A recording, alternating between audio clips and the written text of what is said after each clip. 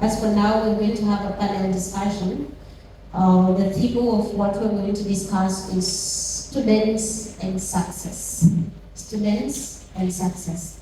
So I have 4 amazing panelists that I'm going to have on the table. So please cheer them up as they come here. And our first panelist is, of course, the man standing here, Mr. Jackson Anay. You're most welcome. Thank you so much. He is the co-founder and executive director of Ignite Students Initiative. You've heard about it when Gary Joseph was speaking. So you're most welcome, young man. And the second person we have is Madame Atong. Atong, you're most welcome. She is a student of University of Juba. And more about her, she's going to tell you. The next person we have in the panel list is, I would love to refer you as that, Mr. Gabriel from Modern Academy. Please, you're most welcome on the stage. Sir Gabriel. If I can remember the name very well, then it was Gabriel. Where is Gabriel in the room? Please, you're most welcome. The stage is yours. And the last person we have from Elite High School, a lady called Abuk. I hope I remember your name. Abuk, you're most welcome. Right.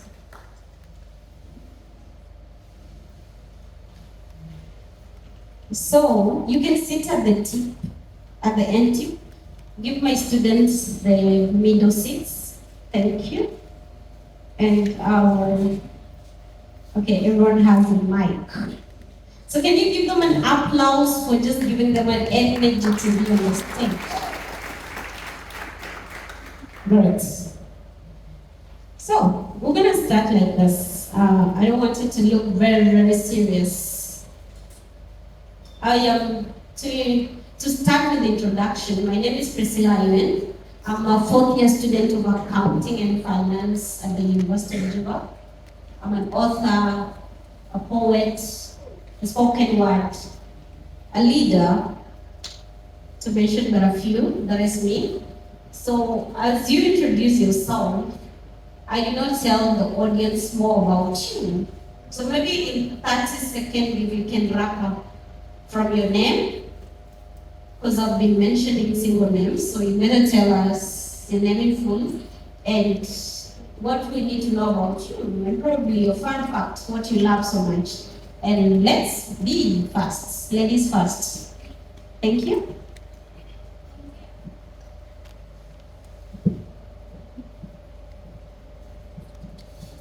Thank you, praise God.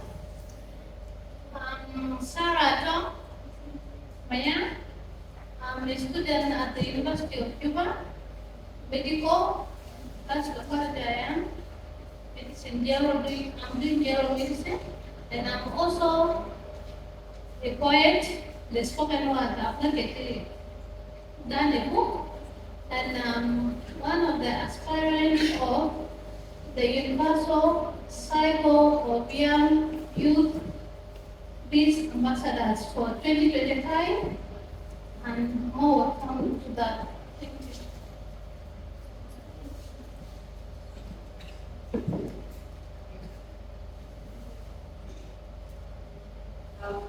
Praise God, everyone.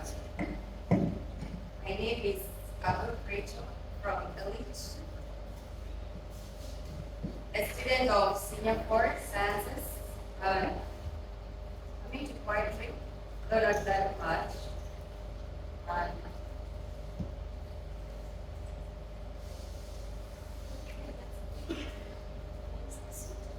What is good?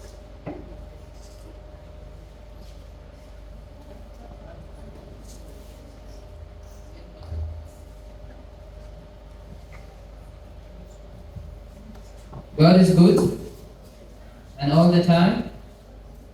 My name is Gabriel Ben Mejo from Modern Academy, and I'm a senior core science student. The best thing I like about me is that I like jazzing with people who don't get annoyed. But if you are someone who, when someone is talking to you and you get annoyed, I always get away from you. Coming to the qualities that I have, most especially is about leadership. Since I was born, whenever I meet someone, I stay with them for a while. They keep complimenting me that I'll make a good leader in the future. And I've started this in schools, every school I go to. I try to showcase my leadership skills. And I'm also a public speaker. This is the little I can say. Praise God. Praise God. I'm going to be very brief. Just like you had earlier, my name is Jackson Anei. I'm the Executive Director and co-founder of Ignite Students Initiative. Now, more about this initiative later on. That's if at all you're interested. So maybe after the end of this entire program, you can reach out to me and then we will talk about it. That is basically that. Yeah.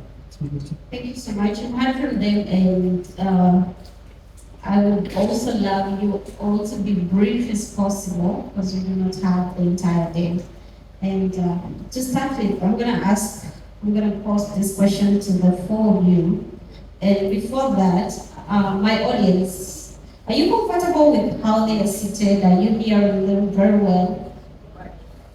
Okay, because I am uncomfortable myself. The minute I sit, I can't see the end, so I feel like I should stand. But if you're okay with the panelists, we're good to go. So, what does success means to you as a student? In one word, you define to us what it means and why. What does success mean to you as a student and why? Anei, you're running away from the microphone. Please start. Thank you. All right. Thank you, Priscilla. Now, to answer your question, for me, success is about transforming your experiences into tools of positive impact. Contrary to the traditional belief of where success is defined as being good grades, in today's world, success incorporates your ability to uplift others and solve real-world problems. So I think that's the best and the simplest way I can put it. Yeah. Could you please repeat the question? What does success mean to you in one word and why? Okay, for me, success means having the potential, having the power that you can overcome every challenge that comes your way. This is because even if you have money and you are not able to solve other issues that does not need money, you don't have speaking skills, you are still not successful, you can be defeated. But when you have every potential, you can be successful. Yes, and Jack, a fool with money is soon parted. Thank you. Yes? Okay, for me, success just simply means you're not where you wanted to be, but at least you're where you weren't before. You've changed something in your life. You moved a step ahead. A step is enough for success. Thank you. Success doesn't mean you have to have money, have luxurious buildings, but success is about the good health that you have. Success is about how you handle things, the decisions you make, and how you impact others in the society. As such, you are very successful without money. Thanks. As you see, their answers are different, but in all, they're driving us to the same part. Success is not about what you think. It's about not the buildings that you see that are very great. It's about all this that they've told you. So again, I go back to all of you, and Anei already almost touched it. That today's belief on what is success is great. People think when you have 80%, 90%, very good in math, very good in all the subjects, you are the best person. Probably that's what they think is a successful person. Now, the question is, do we only think that is success according to how the condition and the environment we live in defines what success is? And then you can handle for that the question. I don't mind repeating the question. The surrounding, the environment that we live in believes that only good grades are success. Do you think that is true? This is that's not true. That is a false idea. It might have worked for our parents or some of our great parents, because during that time, if you had good grades, there was a ticket, a secure, sure ticket to a university, from a good university. It's easy to get into the workforce, but it's not anymore, especially in the technological advancing world. Success today incorporates things like adaptability, because in a world full of AI, you have to adapt. It also incorporates things to do with collaboration and creative thinking. You have to be very, very critical at decision making. So it's not good grades alone. Yeah, some people, like, there are stories out there, like when you look at Steve Jobs, this guy wasn't actually doing so well in school.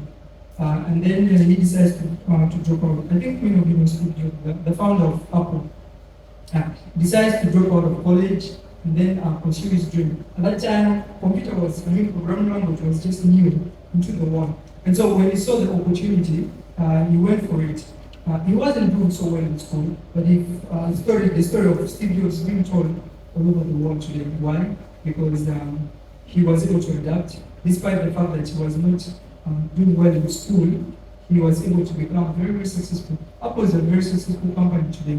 So it's not good grades alone. People, like now, look at the TikTokers out there, right? Somebody just starts a trend and then is already famous. So that is success.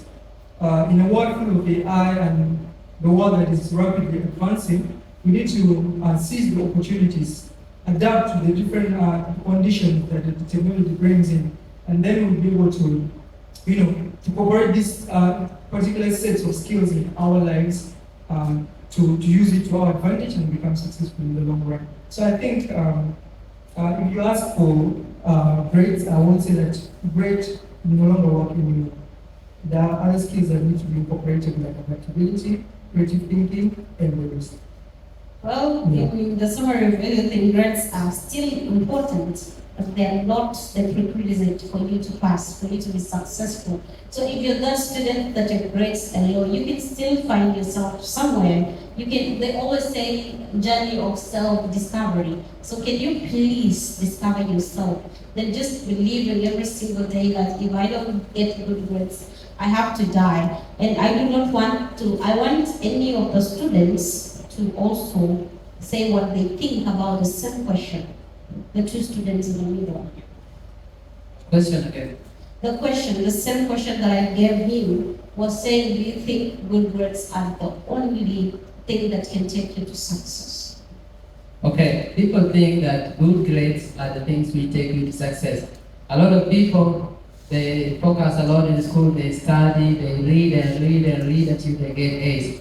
Other people, they even go to the point of buying exams, right? That I need to get something like 90 and I need to get A in order for me to be successful. But at the end of the day, we see there are many people who have finished university, they have PhDs, but they don't have success in life. What does this show? What you think was success is now not success, but still you don't realize. Grades are not success, because grades, sometimes they don't show what is in you, they just show what you have put. It doesn't matter where you break it from. So I can say the notion that grades are success is lie. It's not true at all. Even if it is true to some people, and you don't have other skills like you don't know networking, you cannot associate with people. When you go to school, it's not just for grade. You go and learn how you will work in the society. And work requires a lot of people. If you are not friends with me now because you just want to get A in school, later on we go to the job. I will be employed because I know how to talk to people, I know how to make more friends. But you only know how to read. But not all jobs require reading. So that notion is a lie. Thank you. So it's still the same answer from both of them. I would not want you to say anything. And my audience, I hope you're listening carefully, because later you're supposed to pose them at least questions of probably where you still have some doubts from them. Now let's go back to the schools themselves, universities, high schools, colleges, and whatever it is. You find that in schools right now, the education system that we have. Let's look at our country, or probably where we exist right now. The education system and the line and everything, do you think that it is preparing students for the world outside school? Do you think it's preparing students for the world outside school? Madam Attorney? Thank you.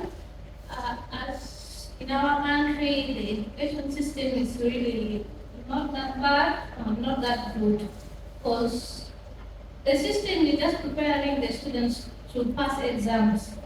It's not providing them the actual knowledge that they will take over after for the real life on how to handle conditions.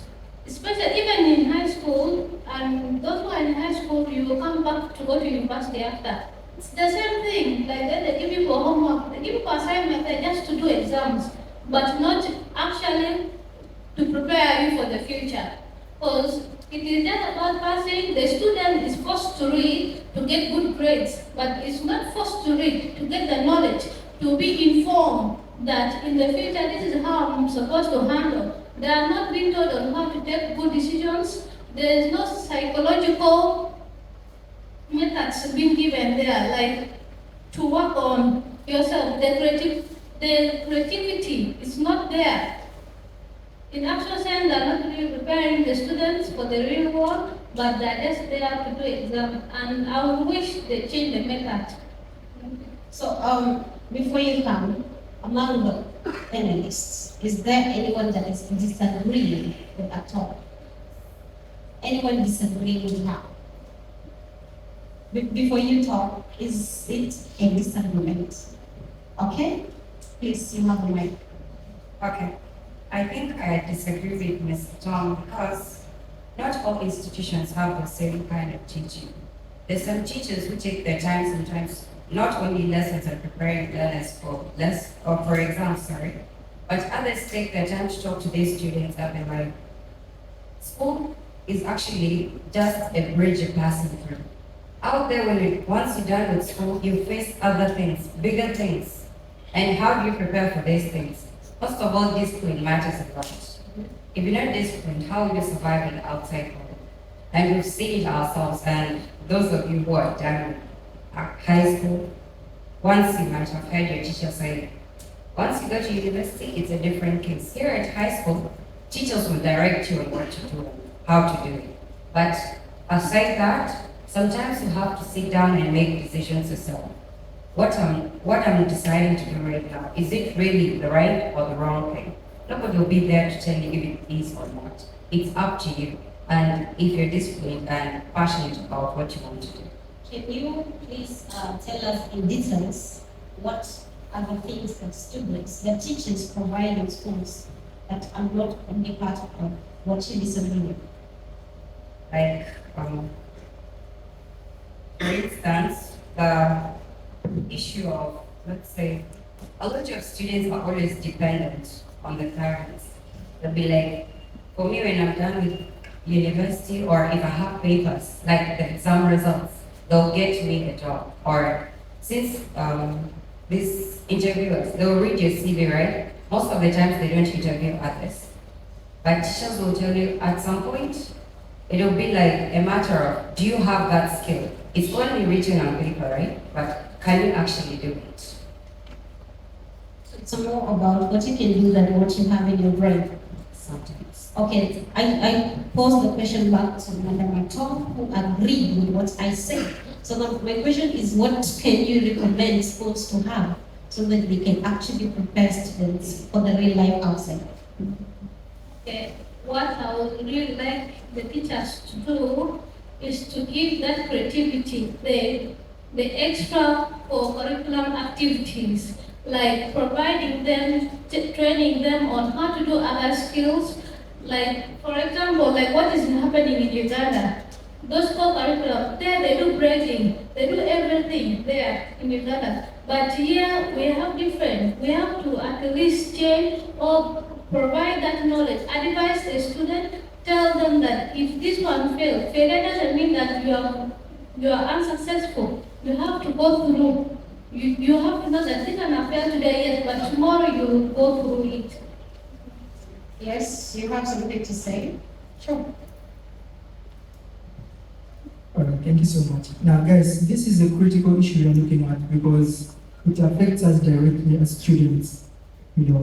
Now I don't despise our education system. It is not that bad actually. But if given the opportunity to change something or make some few tweaks in the education system, I would prefer to introduce structured mentorship programs and introducing these students to their career subjects early on.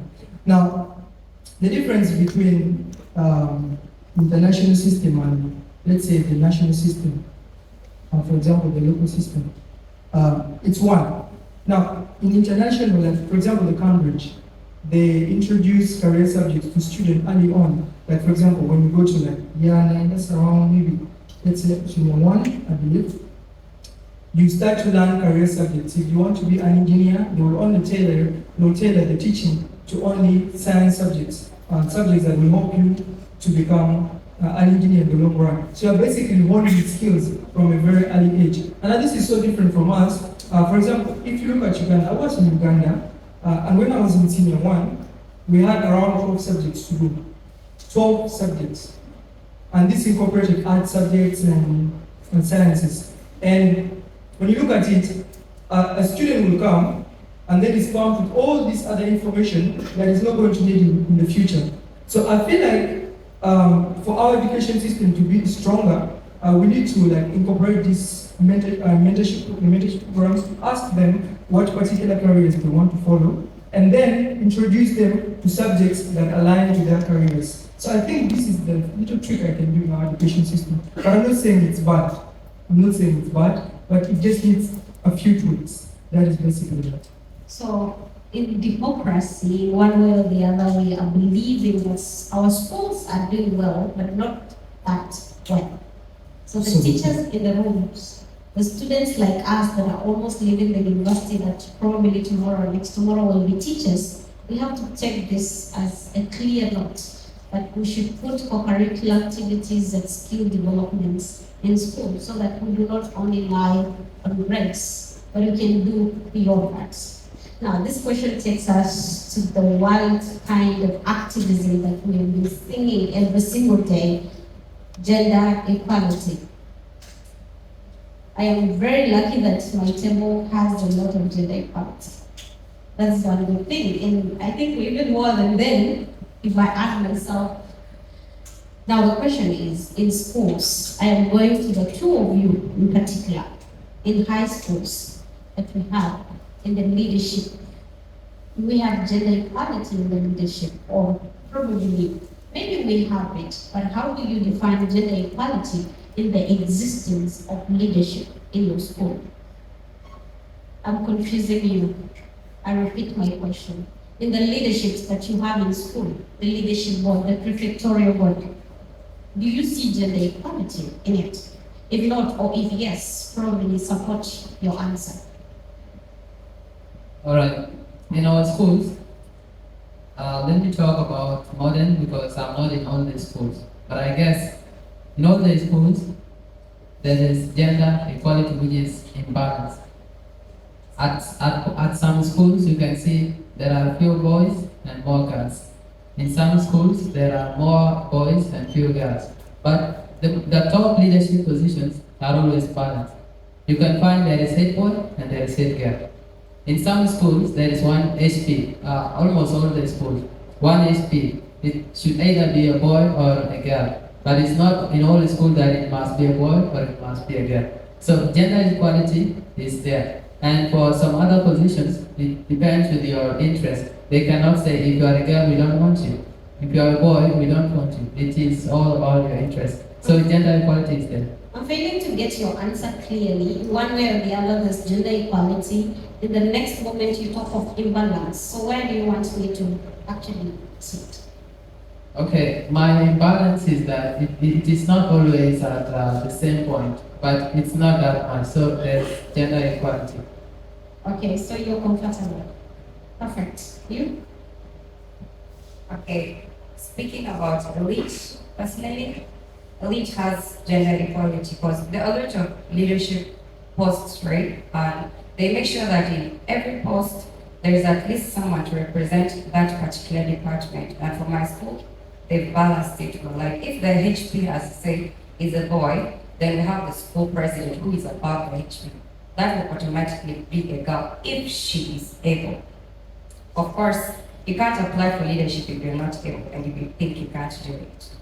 If she is able, I am going back to that part. Why is she not able? You might be interested in something, but you can't do it. So that means you don't have the ability. Does it come with But- personal kind of doubts or the environment kind of doubts? Speaking of that, some people don't sometimes believe in themselves, but after all, that's why school is there. It gives you that opportunity to discover if you really do it. And how do you discover it? By practicing. I am concerned about this question so much because in one way or the other, I may call myself an activist of all those that we talk about. In the world that I see outside, there's imbalance. I also don't love to put blames on people, but in most cases, I go back to the girls and ask them, why is there imbalance? You get the point? That is why I'm actually on your neck. I want to know that there is balance in schools. But the effort that will bring balance, it should be in our hands as the girls ourselves. Or what do you think? Yeah, it's true. It's imbalance. There is imbalance simply because, first of all, there's that mindset the community puts in people that boys are superior to girls or men are superior to women. So a lot of them take it too personal to a point they're like, even if I can do it, but that mindset will it really make me stand out? Thank you. That's what I was digging for. So it is the mindset. Ladies, are you in the room?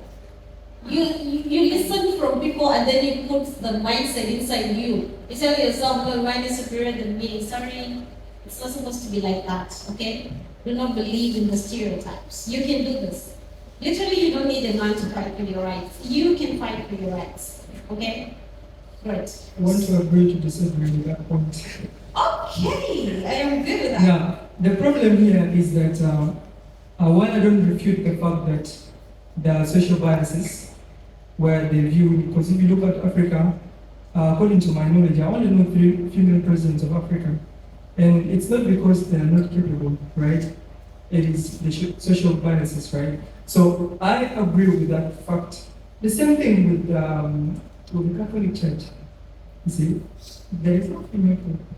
Anyway, let's not go there. But what I'm trying to say here is that I agree with that point of social biases, but I want to also put across a point that women are very skeptical in certain things, right? They feel if the field is dominated by men, then that's not our space. You see? So that is skepticism from them. So that is not our fault. Okay? So what I can say to the ladies out there is that just scrap off that mindset. There's a saying that goes, what a man can do, a woman can do best. That is not true, but that is something that you should go believe in every single day, okay? Because even women have something to put to the table. So if you're a lady out there and you're aspiring, Mr. Eunice, she's a very, very, very aspiring lady. She loves trying and all that stuff. So you should draw example from ladies like Mr. Eunice. Out there are ladies. Even I think the former chairperson of the former Minister of Education of the women. So it doesn't necessarily mean that because you're a female, you're not supposed to be in a position of power. Just seize those opportunities, draw examples from such people, and then you can also make it. It's not hard. Thank you. So the disagreement has actually gone back to argument. I love that fact. So let's close that. Ladies, you know what to do so that you can also be part of the world. And the last question that I'm going to pose on all of you is, leadership is not only being called, only having a title. Because I had a little conversation with them when they came, and I was asking them if they're leaders in their various schools, and she told me she's not a leader. I am saying this because as she is in front of us here speaking, we can already see the aspect of leadership in her. So what I'm trying to say, you must not be called head boy, head girl, president, whatever, to be a leader. Leader is in very many aspects. So I want to believe that both of you with the title and you without the title, are both leaders. If I can remember, you are the head boy or assistant head boy in Modern Academy. And the young lady here, I've already seen the aspects of leadership in her, so I don't really need a title. The question says, what are the challenges that you have as a leader in your various schools, and how do you deal with them? As brief as possible. I repeat the challenges and how do you come out? My two leaders can start and then we will conclude for them. Thank you.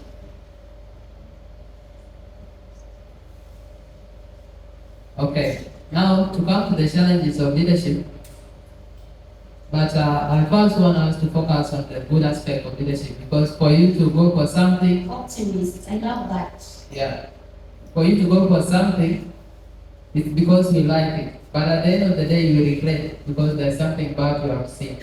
Now, to first come to good things about leadership, when I was a leader, I gained a lot of popularity and I became so socially different. People can greet me, call my name, even when I can't recall. When you were a leader, my dear, you're still a leader.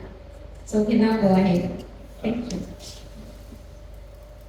Alright, now from there leadership is good, but there are very many challenges. Number one, you will forget everything that you are doing. You will be focusing on others. Because if you focus much on yourself, you are a bad leader.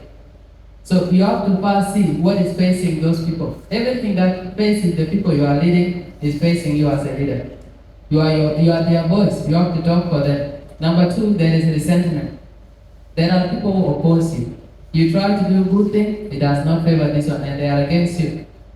Also, the people who are ahead of you, like being head boy, there must be HP, and there must be the principal also. So the students are talking, telling you go and tell the principal we need this.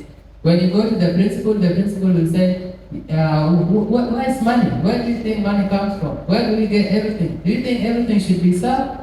And if you don't buy, the students are here saying, you are a bad leader. You are doing nothing, you are nothing at all. So now you have trauma in your mind. So those are the challenges you face. Then everything that the people you are leading faces, they come back to you. And there is high resentment. And you forget all your things, you focus on others. So I can give it now to my sister. Thank you so much, Sarita. You have challenges, but I'm glad you are coming out through them. Yes, lady. First of all, being a leader doesn't mean you do what people want. You do what you know is right for those people. Because when you are telling them you want to be the leader, you told them what you're going to do for them, right? So if you are going to do that for them, at some point, especially in institutions, there are some rules you need to abide by. So it doesn't mean you just do it because the students are pressurizing you to do it. You have to first see, is it aligning with the school rules? And, okay, challenges mainly are misunderstandings. Mostly, the administration wants you to do this. But when you think again about doing it, you're like, oh my God, the students are going to hate me for real. So you're in between and you don't know, should you step left or right? Yeah. And then another thing about leaders that it's hard most of the time because you have to think of priorities, especially in school. You have studies and you also have the leadership stuff. Mostly schools have programs that need the student leader to leave the school. So you're going to miss classes. And catching up is also a bit of a fit because sometimes you find the teachers busy, so you have to do it yourself. Then your grades kind of not balanced, but it's up to you actually. It's not up to the school or the leadership. Being a leader, especially the name, let me now go back to titles. It's very hard because everybody's looking at your back. You do one thing, you challenge. You do the next, you also challenge. In between and in betweens. But what is most important, just like she puts it at the last, is doing the right thing. Okay, you do not have to worry about what people expect from you, but if you know that you're doing the right thing, That is most important. Now, for my two others that did not say anything, I do not want to pose the same question to you, so you're not going to reply that. But right now, you can see yourselves, you're the seniors of who you're sitting with. So what is an advice that you give them to probably navigate through the leadership they have in schools? What advice do you give them to navigate through leadership? That is to me how they can handle the challenges. Thank you. One thing I would like to tell them is don't promise the student a lot when you're campaigning.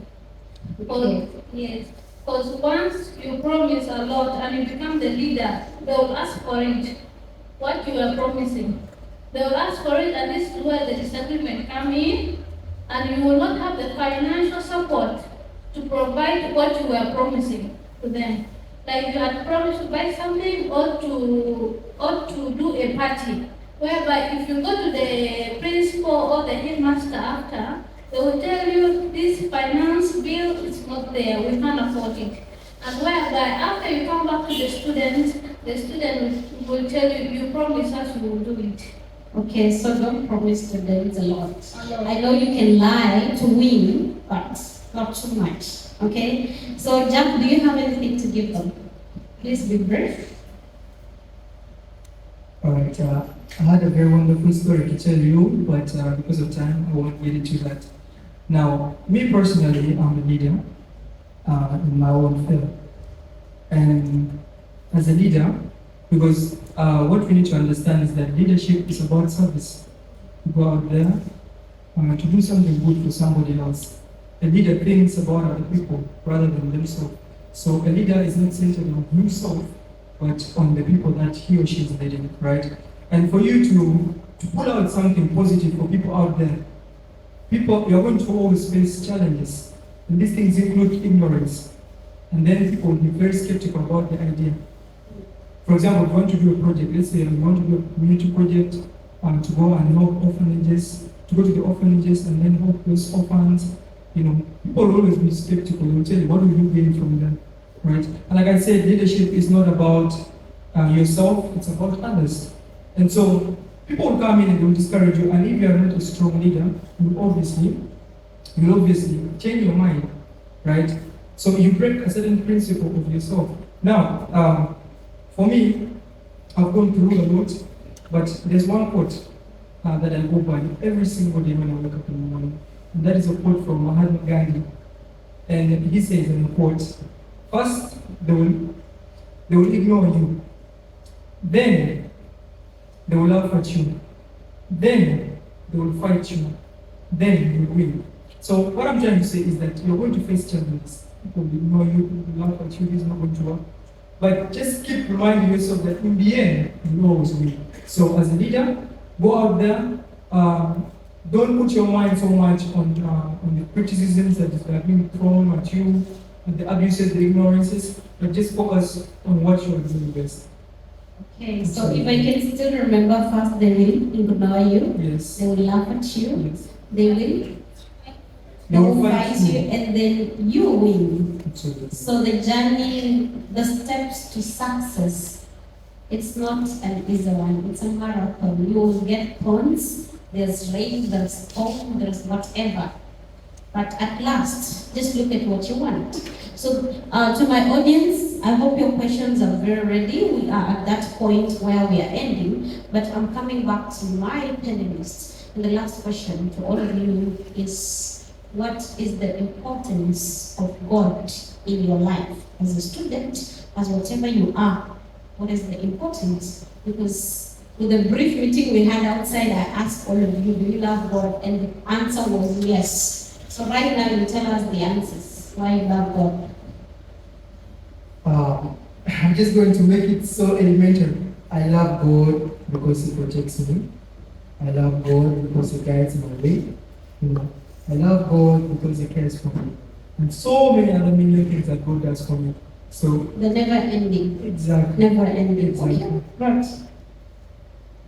I don't know, but I want to relate this to the story. Is it possible? I don't know how long it will take, but if you're a good storyteller, you can pinch and finish. Okay, I had a story in my church one day. They say there was a certain man who was staying with his friend. They loved themselves so much. One of them has many brothers, and the other one does not have a brother, no sister, just him alone. And he was married.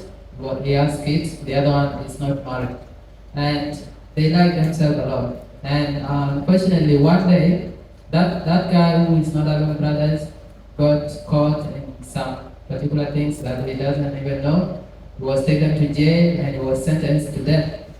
And in this process, they say that you first stay in the jail for some time. They don't just go and kill you immediately. Now, his other friends who are brothers used to come and visit him in the jail. They could talk. Now, this man based him a lot. And he decided, he came and told him that, brother, what I'm going to do, you are alone, and your wife is there and your kids. But me, I have many brothers, many brothers. So let me come and die, and then you will go out take care of your kids, because I believe in you, you are a good man. He said, no, that will not be possible. They kept arguing for days until that man said, okay, are you on your own? Will your parents accept? Will your brothers accept? He said, no problem, just accept and I'll talk to them. He said, okay. He went back, he talked to his family, they refused. And then they again said, okay, since you are saying you will go, they told themselves, you want to go and die, right? They said, yeah, let him go, he will run away from death. There's no one who will ever go to death when they are watching. Say thank you. Now he came. He was known in police. Whenever he comes, no one even asks him. He just say hi, they say hello, then he go into the prison. He came, he was having a cap, he was having overall and all this. So he went inside to his friend. He said, you remove your clothes. He removed them. Then he removed his clothes, he gave them to his friend, and he took the prison wares. Then he told his friend, you go out, just give them hi, they will greet you, and go immediately. Now he put on these things. This guy came out, he said hello, he said bye, okay. Then he went. Now he remained in prison. The day came, he was taken there, he was killed. Now people wonder, they were like, how come? What has this man done? So what I just want to tell you about this is about empathy. Do you think that man who came out of prison will ever forget the other man? I don't think he can ever forget. That is what Jesus Christ has done. We were going to die, but he came and died in our place. Even if we are dying now, there is a bigger death that is coming ahead of us. But Jesus has died for us, and he told us to go out. If we refuse to remain in the prison, that is our problem. But we have a way of going to heaven. That's why I love God. Thank you so much. So, to see how storytellers play with our minds, I was like, where is this story going to? And from nowhere, Jesus. That's all amazing. Jesus died for our sins, for everything that we did. And if there's anything you should do in this world, is not to forget that man called Jesus. I hope I'm communicating. Okay, the question still remains the importance of God in your life. So, instead of saying all of them, generally, One. all right. First of all, what actually the most one that I like was that God strengthens me at all times, even when I'm at my lowest. I just believe God, just give me that strength. And then He will, out of nowhere, I'll just feel okay again. Even when everybody turns away from me, God will never give up on me. He's always there to lift your hand. Thank you. Thank you. He's always there for us, never leaving us. Yes, at all. Thank you. What I love most about God is He's my inner peace giver. Whenever I'm sad, I just go to bed. But when I wake up, I will be peaceful. My mind will be released from the stress I was going through. And the most important thing, He's my provider. Not because He gives me directly, but I have my friend that when I don't have transport to go to university, I come and she waits for me at the gate to come and pay the transport. But she never knew that I never had transport. She was just there waiting for me. Yeah, God will have pack money in the pocket. Something is coming. Yes, He's always there. That's amazing. Thank you so much. Can you give a very big round of applause? They did very amazing, and the time is running up to us, but still, I would want to take questions if anyone has a question to get to the next. Students. Yes, thank you. I like that one. I'm these students that will not let my teacher go out without a question. I must disturb that woman or that man. Where were you? Thank you. You are welcome. Thank you so much, madam. The conversation was very nice, but it was somehow a little bit. They talk about success, right? They define how success is, but they did not tell us what are the steps to be a succeed person. Are we together? Second to that, they talk about gender equality. All of them, they represent very nice that we have gender equality. The question is, in South Sudan, women are given 25% and men are given 75%. So where is gender equality? If you know gender equality is there, so why are we giving them 25? Leave that issue of saying what a man can do, a woman can do. It is just like encouragement because they are vulnerable group. So you need to give us something. Thank you so much. My name is Paul College from Modern Academy of Secondary School, senior for student. Thank you so much, madam. I hope you're noting the questions down. I am not giving you the chance. I hope you note the questions down. According to him, we have 25%, so where is gender equality? And the first question, if I still remember it, you did not give us the steps to success. Anybody else with a question? I'm still giving 2 chances to the students. Yes. Okay, thank you for the opportunity, Ms. Priscilla. My name is Achol, and my question is, okay, you talked about leadership, and it turns out that in most of the schools, okay, actually everyone is not the same. So if a person vies for a position, you do not know that person, or maybe you might know that person, and later on it turns out this person has anger issues. Do you still have to put the blames on the students? The question needs an answer. People with anger issues, I'm still waiting for another question. If we have the last question. Whoever's grabbing it, who's grabbing the last?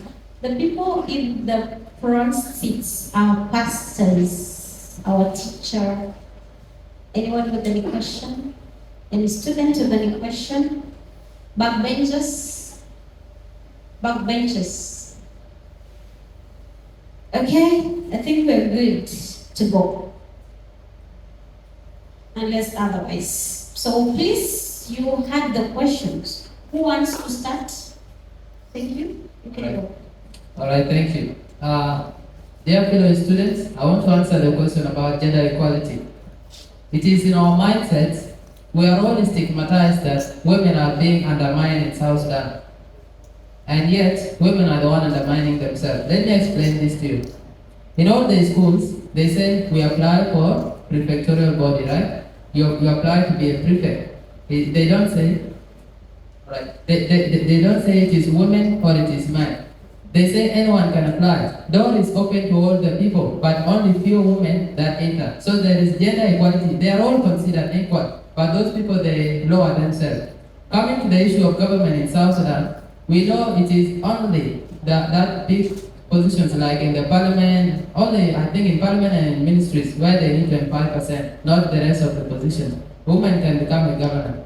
Now, the problem they put that in South Sudan is because most of the women, they have undermined themselves, or they have been undermined somewhere. They have not gone to higher institutes of education, and they are not that well educated. They don't know how to do good leadership. If we put 80 of them who are not educated, how will our country be? It is better we give this opportunity to men, and by the time that women will be educated, they will also be given 50%. Let me give you an example of United States of America. There are no quotas. They don't say 50% or 30% or 20%. Everyone can apply. But in South Sudan, we need to give men more opportunity because they are more educated than women. There's still gender equality.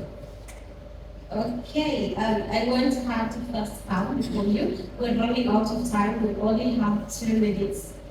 There's a question posed about anger issues. I hope you can handle that. Thank you. About the anger issues, actually, anger is triggered by something. It just doesn't come by itself. So this person with anger issues, let's say that person is not a good listener most times, because you'll try to post something to them, but they don't take it positively. But actually, what I think you can do about these people, sometimes your approach matters a lot to a person. If you approach somebody in a calm way and you address that person the right way or calmly, in a way you want them to understand what your issue is, they won't get angry. Yes, they might try to get angry, but make them understand what you really want. Don't just come out of nowhere and shoot them with like a question or a compliment. Thank you. So I was seeing you wanting to say something, so can you be brief as seconds? He was asking about the steps to success. As before, as you say, success is not all about money. Success is being healthy. It's being able to make your own decisions. It's being able to go through what you're going through without feeling like you're failing in life. One thing that you should know about success is you can be creative. Your creativity gives you the mindset that you will be successful. For example, the creativity will be like you know how to design. Maybe you do art, you do any other things, but success shouldn't mean that you will have to go and make money. Money matters, but to be successful, it's not only materialistic or it's not all about money. All this, first you have to be healthy, you have to be sound-minded, and you have to know how to make your own decisions first before all that comes. Okay. I hope I've answered some. Yeah, sure. I don't want her to die with what she wants to say, so please, I don't want to be on your neck, but please. Okay, it's a slight addition. For you to be successful, do you have priorities? Can you manage those priorities? Like, you have to be time bound, especially if you have a goal you're aiming at. So that's why. So, as the students have priorities, get to know why you're in school. You're not in school for probably the cruise that you have in school. You're in school to be successful, and that's your priority. So success is about hard work, it's about discipline. She talks of discipline and probably she did not go deep to it. But sometimes discipline is not about getting an elder on the way and then you leave them the way. That is not only what is called discipline. Because in our definition we shall think that is discipline. But discipline is even going to for preps before a teacher comes and chains you out of the dormitory. That is discipline. Discipline is following your timetable that you put on your wall. Not ignoring every minute that I will read tomorrow, and then tomorrow you end up not reading. There are lots to do with discipline. So as a student, you should know all those. Be disciplined, be hardworking, and be good, and have good self-esteem. Do not believe that I'm bad because you've got good bad words. You can do better than that. And at that juncture, not to forget again, we are not on 25% anymore. We've gone to 35%. So in case, since I can see you're really fighting for my gender, in case you want to fight, you can now let them increase it from 35 and above. We are not in 25. Thank you so much. At this juncture, our panel talk ends. Thank you so much to my panelists. You can take